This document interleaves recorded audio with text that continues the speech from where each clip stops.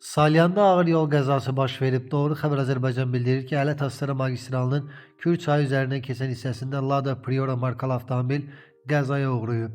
Nəticədə Neftçala rayon Xıllı kənd sakini 37 yaşlı Zeygəm Kamiloğlu İbrahimov həlak olub.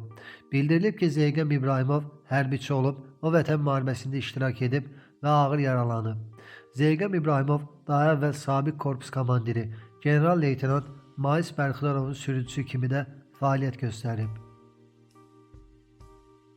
Azərbaycan ordusunun əskəri vəfat edib. Unikal xəbər verir ki, 21 yaşlı Əli Vahab oğlu Cəfərovun pnevmoniyadan öldüyü açıqlanıb. Mərhum ötən gün Gəncədə dəfn olunub. Digər məlumata görə o, Gəncə Dram Teatrının quruluşçu rəssamı Vahab Cəfərovun oğludur. Əli Cəfərov Azərbaycan Dövlət Mədəniyyət və İncəsənət Universitetinin Kinorejissorluq fakültəsindən məzun olduqdan sonra hərbi xidmətə yollanıbmış. Allah rəhmət eləsin.